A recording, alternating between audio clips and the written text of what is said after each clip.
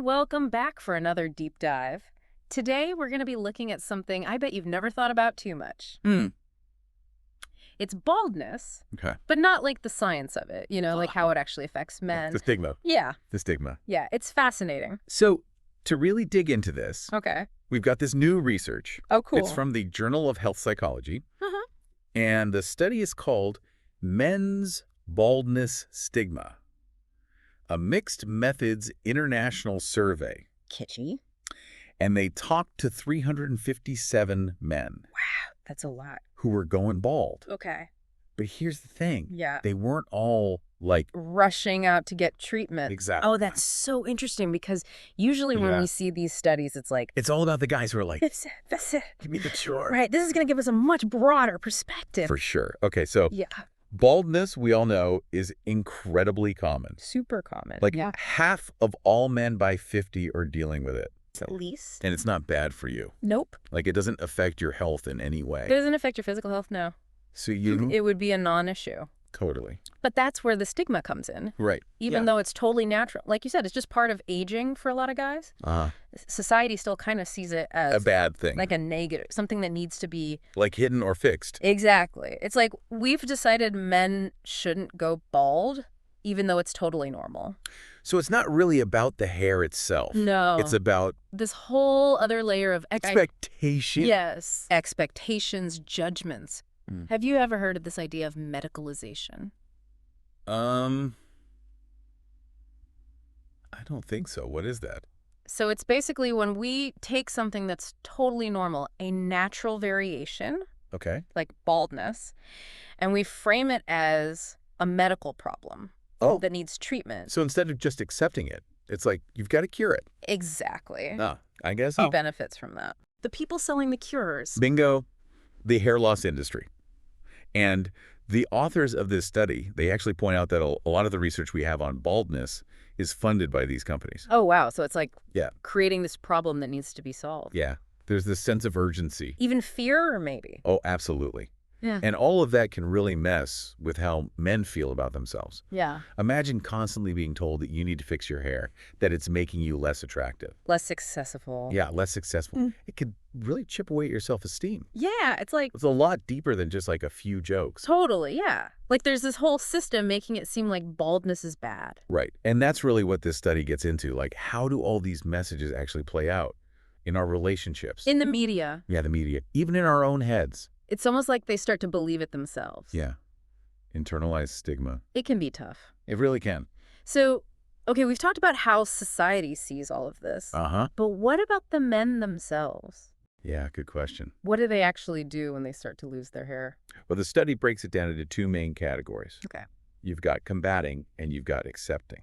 Interesting. I feel like those probably tie in pretty directly to all the stigma stuff we've been talking about. Oh, definitely. Like how much you buy into it kind of dictates which path you end up on. So combating. Yeah. What does that look like? I mean, I think this is where we see all the treatments and stuff. Yeah, the medications, yeah. the transplants. Exactly. All of that. They found guys using finasteride, Oh, yeah. minoxidil, Uh-huh. hair transplants, of course. Hmm. Some were even trying to like style their hair strategically. To hide it. Yeah. Or wearing hats all the time. It's like anything to hold on to it. It really is. Mm-hmm. But here's the thing. Yeah. Those treatments... They don't always work. Right. And they can actually have some pretty serious risks. Oh, like side effects? Yeah, finasteride, for example. Uh-huh. Some guys have reported sexual dysfunction, Yeah. even depression in some cases, That's scary. It's like you're trying to fix one thing. and creating another problem. Exactly. So it's really important to do your homework. Oh, absolutely. Talk to your doctor, weigh the pros and cons Right. You need all the information, to make a good decision. an informed decision, yeah. Okay, so what about the other side? Accepting. Yeah, accepting. What does that look like? Basically just finding ways to be comfortable with it, Yeah. to see it as part of who you are. Not a bad thing. Right, just a natural part of life. For some guys, it might be about focusing on other things. Like your style. Yeah, their personality, their fitness. Some guys find community with other bald men. Like a support group? Kind of. Yeah. Or even just like a shared identity, like, hey, we're in this together. I could see how that would be helpful. Definitely. And for some guys, it's even simpler than that. How so? They just shave it all off. Take control. Exactly. Own it, Yeah. And you might be surprised by this. But the study found that more guys were planning on accepting their baldness in the future than trying to combat it. Oh, wow, really? So maybe those attitudes are starting to shift a bit. It's possible, yeah. Maybe we're moving away from this idea that you gotta have a full head of hair to be attractive or whatever. Successful. Right. It's encouraging to hear that. Definitely. There's still a long way to go, but this study definitely hints that things might be changing for the better. So maybe there's hope. I think so. But now I'm curious, how does all of this play out across different cultures, you know? That's a great question. Like, do different parts of the world see baldness differently? Let's get into that. I mean, you think about it, something as personal as how you look. You'd think different cultures would have totally different ideas about it. Right. Like you'd assume there'd be huge variations across the globe. Yeah.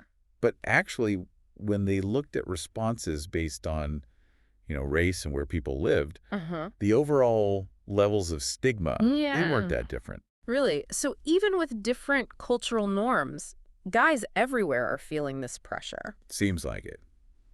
And it's important to remember, this study was focused on how the men themselves felt. Okay.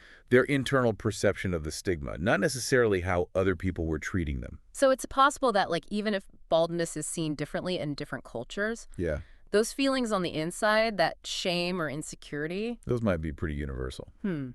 That's really interesting. So were there any differences between groups at all? Well, there were a few things that kind of jumped out. Okay. For example, Black participants were more likely to say they were accepting their baldness. Oh, really? Compared to other groups. Yeah. Now, it's hard to say for sure why that is without doing more research. Sure. But, you could speculate a little. Yeah. What are some possibilities? Maybe there's just a stronger emphasis on self-acceptance in Black culture. Okay. Or maybe Black men just aren't bombarded with the same level of advertising. That makes them feel like they need to fix it. Right, exactly. Yeah. So it's kind of a mix of those cultural influences and then also how the hair loss industry is targeting different groups. Exactly. Oh, and here's another one that might surprise you. Okay. You would think, right, that the global north, with all the hair loss companies? Yeah, with this huge hair loss industry, would be like the center of baldness anxiety. Right. Like it all starts there. Yeah. But the study actually found that men in the global south, so that's like Latin America, Asia. Yeah, Africa, Oceania, all of that, they were just as exposed to ads for hair loss treatments. Wow. So this whole fix your baldness message. It's everywhere. It's gone global. It really has. And that makes these conversations even more important. How about acceptance? Yeah. Challenging that idea that baldness is something to be ashamed of. Yeah. Wherever you are in the world. Okay, so we've talked about a lot today. We have. If our listener is walking away from this, what are the key things you want them to remember about baldness stigma? Well, first of all, it's more than just skin deep, right? Like, this stigma is really woven into our culture, and it can have a real impact on how men feel about themselves. Yeah, all those messages they're getting. Exactly, from society, the media, sometimes even from their doctors, telling them they need to fix this thing. And then they start to believe it. Yeah, and that can lead to all sorts of negative feelings. Shame, insecurity. Exactly. Yeah. But the good news is... there's hope. I think so. Yeah. More and more men are embracing their baldness. Rejecting that old idea of what it means to be attractive. Right. And studies like this one, they help too. By raising awareness. Yeah, they shine a light on the problem. So as we wrap up, Yeah. give us that final thought. Okay, here it is. What if, instead of spending all this money on treatments that may or may not work and might even have bad side effects, what if we just focused on accepting ourselves? What if we celebrated baldness? Exactly. That's what I want you to think about. Question those assumptions, challenge those stereotypes. And support the guys who are figuring this all out for themselves. And remember, whether you've got a full head of hair or you're starting to lose it, Or you're rocking the shaved head look. you are awesome just the way you are. That's all for this deep dive. Thanks for listening.